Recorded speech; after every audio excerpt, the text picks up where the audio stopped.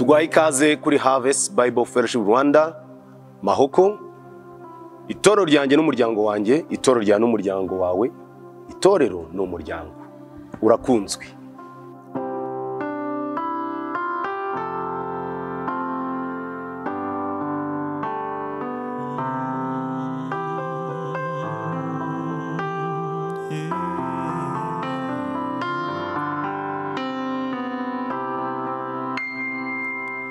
Gusenga kwanje kukugereho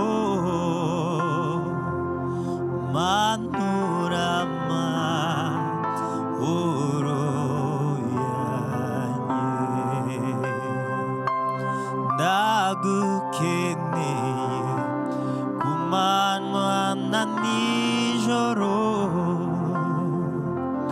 mu bihe byose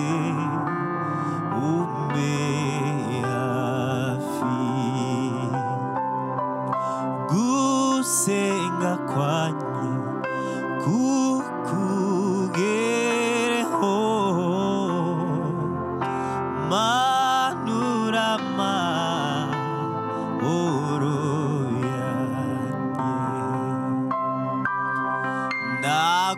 ndagukeneye kumanywa na nijoro mu bihe byose umbe hafi ndagukeneye kumanywa na nijoro mu bihe byose umbe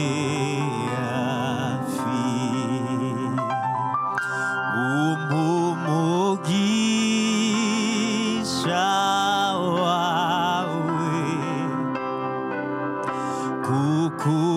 kukutanga na mubabaro ubamo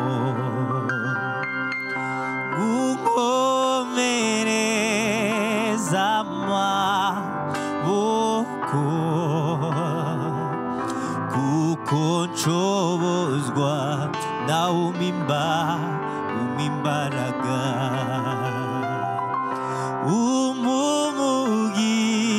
umugisha wawe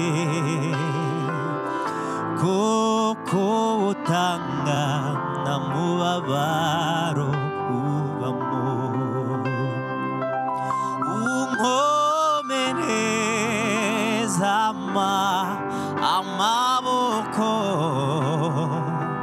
kuko nshobozwa nawe umimbaraga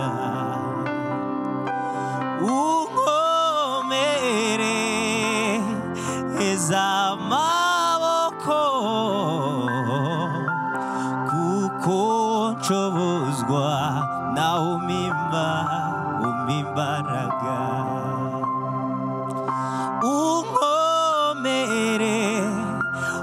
unkomereza amaboko kuko nshobozwa nawe umimbaraga unkomereza amaboko kuko nshobozwa nawe umimbaraga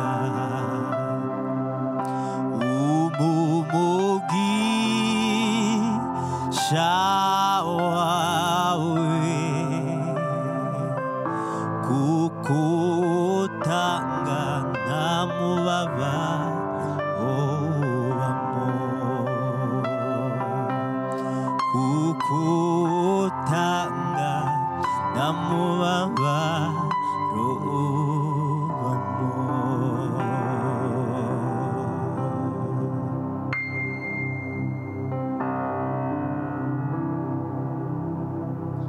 Mwami turagushimye kubw'uyu munsi wa kabiri. Reka ubuntu n'ubwiza bwawe bikomeze bane natwe aho turi hirya no hino. Dusenga tuzirikana ko tugomba kumenya icyo waturemeye tukagira ubuzima bufite intego. Cyubahiro kibi cyane iteka ryose urakoze. amen. Uyu ni umunsi wa kabiri aho turi mu masengesho iminsi 40 tugende ku gitabo cy'ubuzima bufite intego, aho turi kuvuga ngo nkore bandebero nka Gideyoni agomba kurangwa n'ubuzima bufite intego. Cyane ko intego yacu y'umwaka muri Harvest Bible Fellowship Rwanda, uyu ni umwaka ukomeza gukoreshwa n'Imana ibihambaye kurushaho. Tuba bankore bandebero nka Gideyoni, kuko Uwiteka yiteguye kudusubiza agaciro, kutugwiriza gukomera no kutwubahisha. Haleluya. Rero nkuko twabonye ku munsi wa mbere, ikibazo nyamukuru kirabaza ngo iyi si nyibereyeho iki.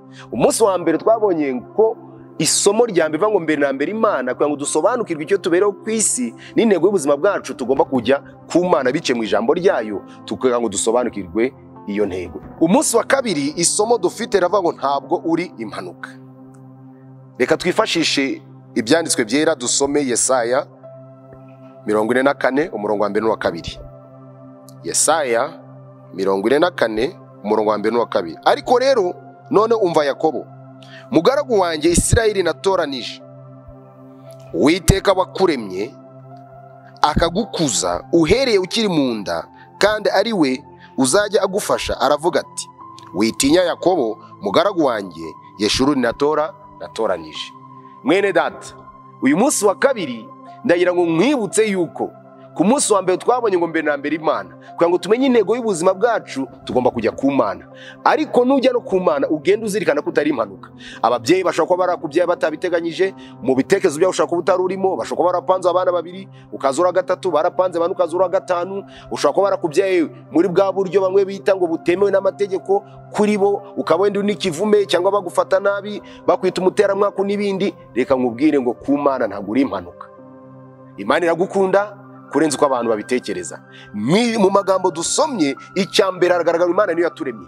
Kabiri, yatumenye tukiri mu nda, yarizi ko tuzavuka, n'imiterere yacu, uruhu, aho tuzavukira, imiryango tuzavukiramo, niba ari ikize niba ari ikennye, ibihugu tuzavukiramo, umugabane tuzavukira, ibyo byose Imana yari ibizi. Ntago rero uri impanuka, uri mu mugambi mwiza muremure, kandi Imana igufite umugambi mwiza. Mu iyi minsi turi gusenga, aho uri hose, mu kazi, aho ugenda, ubuzima ubayemo, bakwanga batakwanga, bagukunda batagukunda, Imana yo iragukunda, kuko kuri yo ntago uri impanuka, irakuzi. Bibiliya ivuga ngo n'imisatsi yo ku mutwe wacu irabaze. Abakwaferi ngo bakogoshe umusatsi ugwaruka, Imana yabyemeye. Niyo mpamvu turaba agaciro mu maso y'Imana. Rero aya magambo dusomye muri Yesaya ndagira ngo uyakure kuri Yakobo, wumve ko ari ayawe. Hari Yakobo usiremo izina ryawe, uvuge ngo Imana niyo yandemye.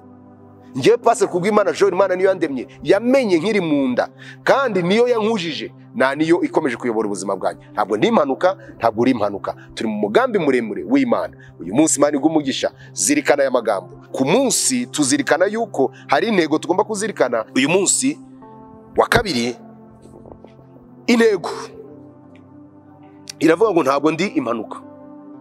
Ni amagambo yemeza, ntabwo ndi impanuka. Nkuko tubibonye no mu ijambo ry'Imana, twaremye kubw'umugambi w'Imana.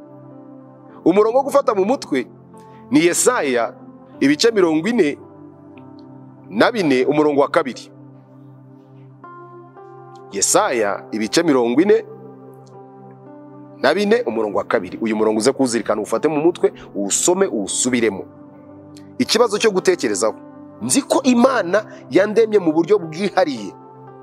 Ni ibiki muri kamere yanjye, aho nkomoka cyangwa uko nteye ku mubiri, numva ntakiriye uko ndi? Iki kibazo reka tugisubire mu cyumve neza. Nzi ko Imana yandemye mu buryo bwihariye. Ni ibiki muri kamere yanjye, aho nkomoka cyangwa uko nteye ku mubiri, numva ntarakiriye uko ndi? Wowe utariyakiriye, wowe wumva ko ugomba kwitukuza, wenda kuyanga ube inzobe cyane, wenda kuko utakiriye kuri gikara, cyangwa se wenda ufite ubumuga cyangwa se inenge ugomba kujya kurwana nazo, reka nkubwire ngo ntabwo uri impanuka. Imana iragukunda. Uwo muryango wavukiyemo, igihugu wavukiyemo, nawe yashatse kuba, urakunzwe. Imana igumugisha.